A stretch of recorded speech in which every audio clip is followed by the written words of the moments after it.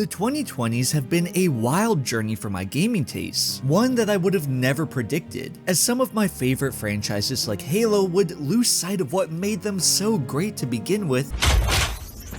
Oh, I know what the ladies like. I would simultaneously be sucked down a rabbit hole of gaming where I would end up becoming obsessed with two franchises that I totally swore off as a kid. We're talking about Sonic the Hedgehog and Resident Evil. I get that nowadays these are both widely popular franchises, but when I was younger and started gaming on my Xbox 360, which was like over a decade ago now, oh my gosh, I'm getting old, both of these franchises were in pretty bad places, and that's just putting things lightly. Sonic in the 2010s was essentially the laughingstock of the internet. Anytime I saw even the slightest footage of the games, they just seemed buggy and devoid of any fun. It's as if these Sonic games siphoned your will to live. I can't say! Oh my god! Are you seeing this? This game is broken! Of course, the series was also well known for attracting, let's just say an interesting crowd.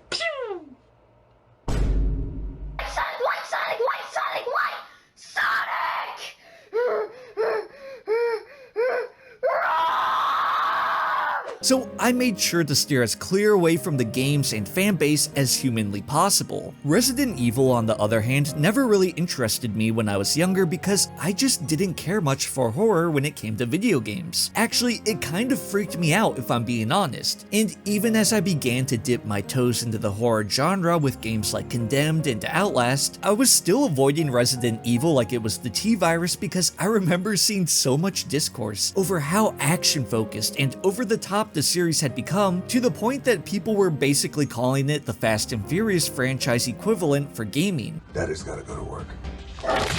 So I'll be honest, it's ironic now that in some sort of strange twist of fate, I've become a huge fan of both franchises, going through every game in each series and combing over details about the characters, the lore, and even watching the animated movies, just like I had in my younger years for a franchise that I honestly can't be bothered to even care about anymore. So as I played through these wonderfully weird games and began to develop a passion for them, I noticed something rather peculiar. The most criticized mainline game in both franchises had so much in common with each other, and not just in the fact that they nearly, ended their own respective franchise. See, these games had a spark to them. They were ambitious and hungry to be the next evolution for their series. But that drive doesn't necessarily equate to them being good games. One could say that this passion made them fly too close to the sun. And despite the sea of backlash that initially kept me away from these games, I actually found myself enjoying both of them. But that's not me coming to their defense to say that these games are objectively good, especially not in the case of Sonic 06. So today, I wanted to explore some of the similarities between Sonic 06 and Resident Evil 6. One of, if not the biggest problems that both of these games run into, outside of,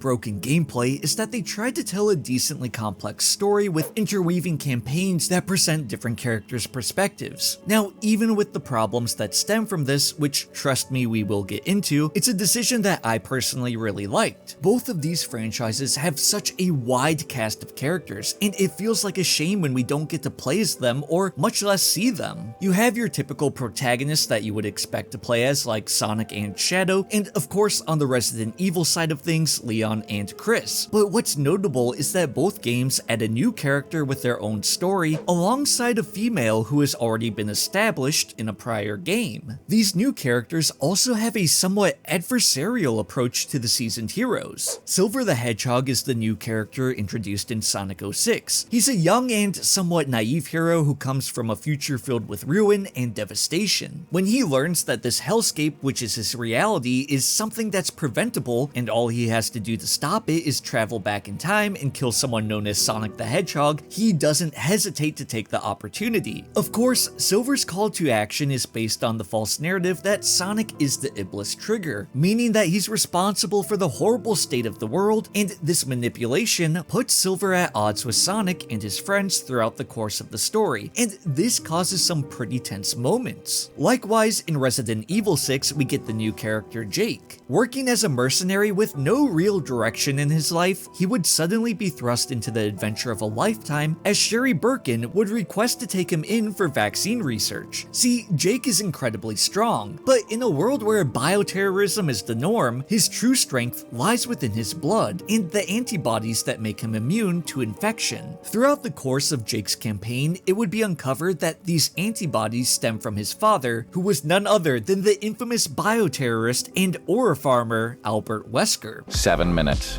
7 minutes is all I can spare to play with you. This would make things, well, awkward to say the least, as just one game prior, my favorite character in the series, Chris Redfield, would blow up his father with an RPG while he was inside a volcano, and you probably thought Hedgehog's time traveling was weird. While Jake never gets to the point of fighting Chris like Silver does with Sonic, he does go through some emotional turmoil when presented with the truth of Chris's past relationship to his father. But that's not the only thing that these new characters have in common. Silver and Jake are very brash due to their upbringing. Silver comes from a future that's devastated, and Jake grew up in a rundown European village with no father. Due to this, they both have walls put up emotionally, and they often think that they know best. But over the course of these games, the kindness of others would bring down their guard and begin to emotionally heal them, leading to real change and character growth. For Jake, his experience and relationship with Sherry would soften his hardened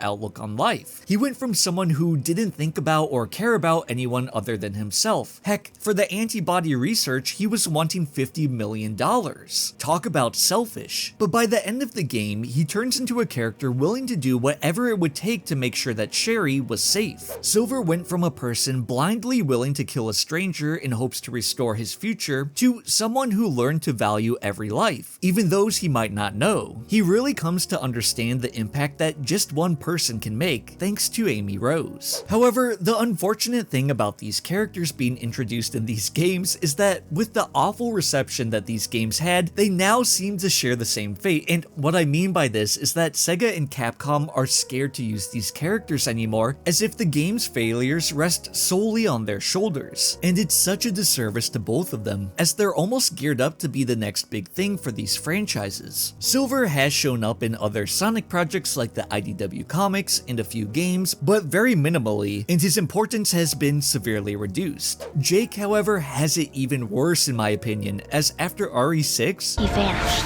Sherry did make an appearance in RE9, which gave me hope that we would see her friend Jake, but still nothing has come of it. While we're on the topic of talking about the characters, I briefly have to talk about the fact that both of these games have pretty impactful sacrifices in them. In Sonic 06, Silver attempts to seal away the monster Iblis, but he isn't able to be the vessel needed to do so. It's at this moment that Blaze the cat steps in, sacrificing herself to seal away Iblis for good. Similarly, at the end of Chris Redfield's campaign, Chris and Pierce find themselves facing Carla and Neo Umbrella's most powerful bioweapon. After an intense battle with the creature, Pierce would get his arm crushed, and as Chris neared death, Pierce would make the decision to infect himself with an advanced form of the C virus, mutating him, but granting him powers at the same time. As the two would retreat, Pierce would make the decision to stay behind, sending Chris away and stopping the bioweapon for good in a heartfelt sacrifice. Both of these games weren't scared to pull their punches when it came to emotional storytelling, but it's so weird also that they managed to capture so many of the same beats. Now, as I mentioned, I like the interweaving campaigns. Having the additional POVs makes the stories a bit more compelling as we get to see the different journeys the characters embark on, but it also can tend to make things confusing and switch up the overall tone, pacing, and gameplay, which is an issue a lot of gamers took with these games and is ultimately definitely a part of their failure, so let's talk about it. The ambitious scope that these games had is ultimately a bad thing. It's clear that the developers for Sonic 06 and Resident Evil 6 had a lot of passion and wanted to push their gameplay and stories to new heights. However, when you spread your reach so far, it's easy to lose focus on what should matter, and instead of a refined experience with gameplay that feels rewarding, you end up with a jumbled mess of ideas, and sometimes gameplay that is hardly functional. I'm looking at you, Sonic 06. Speaking of, that game has a whopping 9 playable characters in its story, and while that might sound impressive on paper and enticing to have such a wide array to choose from, when you actually play these games, you can tell that this was a problem that led to gameplay being half-baked and stories being rushed because nothing really feels refined. In Sonic 06 especially, the gameplay is a glaring issue. The game just doesn't work as intended, and it's not really well hidden. One of the first things you'll notice is that the camera controls are inverted on both the X and Y axis. Whoever made that decision, oh my gosh, you're a genius, honestly. Sonic's speed sections make you feel like you're walking around a Diddy party and everything's oiled up. The vehicles that you drive as Shadow are stiff and unresponsive, and don't even get me started with the physics when you're playing as Silver, because they are so mind-numbingly frustrating that you'll be lucky if your controller still works by the time you're done.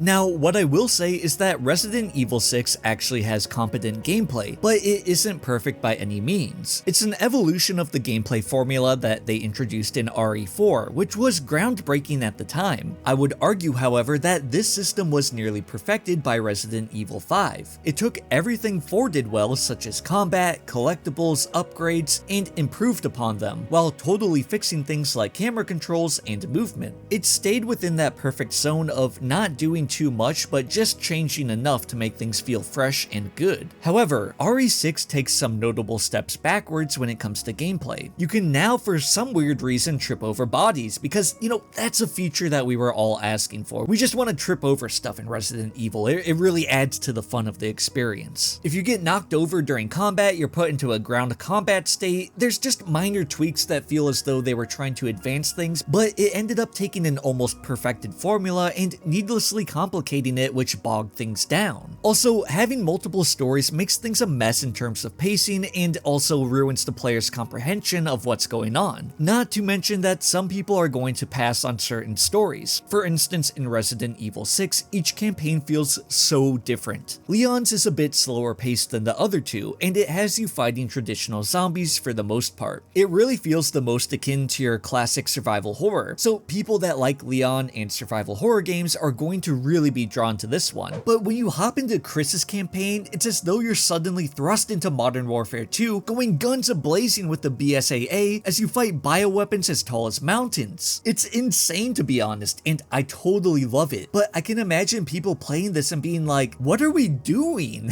It's a completely different experience, and I can see people just not finishing the story because of that. Even Jake's campaign feels so different. It's like a romantic adventure across the world with him and Sherry, where you're using kung fu to take down BOWs, so the constant tone switch and character shift might honestly make this harder for people to enjoy. Now, I don't know if this is a hot take or not, but I actually like this because it made the separate campaigns feel fresh and fun to me. However, this problem even arises in Sonic 06 because while Sonic's sections feel somewhat traditional to his 3D games that have come before, where, you know, he's stopping Eggman and saving the world, saving a princess even, Shadow and Silver's gameplay and story vary so widely that it might turn people away. And it would be a shame if people didn't play through all 3 campaigns of both games, because there's a really interesting commonality upon completion of all the stories. Once done, a 4th and final story that ties everything together is unlocked for both games. For Resident Evil 6, this is Ada Wong's campaign. On the newer console versions of these games, I'm pretty sure that you can play this off rip, but I suggest not doing that as it's going to ruin a lot of the mystery. But Ada's campaign really pulls all of the stories together, giving you sort of the bigger picture of what's going on. In Sonic 06, the final story allows you to play as all of Sonic's friends as you collect Chaos Emeralds in order to revive Sonic. Yeah, he dies in this game, allowing him, Shadow, and Silver to fight the godlike being, Solaris. Now, if I'm being totally honest, both of these campaigns are kind of trash in my opinion, but for different reasons. See, Ada's campaign, while it pulls the story together, it wasn't made with co-op in mind. However, it can be played in co-op, but the second player loads in as a generic NPC who is completely absent during cutscenes, and they're also just completely useless in gameplay. What I mean by that is they can't interact with anything outside of combat, which really kills the fun and immersion of playing with a friend. And you know, I want to praise Resident Evil 6 for actually being a pretty fun co-op game, but when you get to this one, you might as well just play alone because it ruins all the fun. The final campaign in Sonic 06, however, is just downright annoying. There are these black holes constantly trying to suck you in while you search for the Chaos Emeralds. They have insane gravity pull on them, and with the horrible controls and not to mention the inverted camera, it makes certain sections a real pain. Like, I'm getting PTSD just thinking about it. Not to mention, if you lose all your lives during this, you have to do every section again, and there's like, what, 6 or 7 of them? So,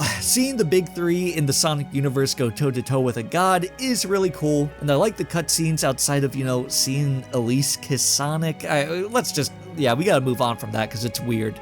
The gameplay sections here feel more like a drag than a rewarding and fun final fight, but you know, I just don't like it. Anyways, these are just a few things that these games had in common, and I find it so amusing that these games, which nearly ended their respective franchises, managed to do so many things similar to each other. Maybe it should be a cautionary tale to game devs as for what not to do with your games when you want to create a grand epic with interweaving stories. I will say though that I appreciate what these games attempted to do, even if it wasn't always perfect. And if it wasn't for games like Resident Evil, I wouldn't have branched out my taste in games. I found a whole new genre that I've fallen in love with because not only have I played through every Resident Evil now, but I'm also going through games like Phobia, Tormented Souls, and most recently Ground Zero. Speaking of, let me know if you guys would like to see me play or talk about some of these games on my second channel because I'm really getting the itch for it. Check out the video here for more, and tune in on Saturdays for my live show with Sonic Boy where we talk all things Sonic the Hedgehog. It's a really fun time and I want to hear from you guys. As always, I'm wishing you all the best. Take care. Peace.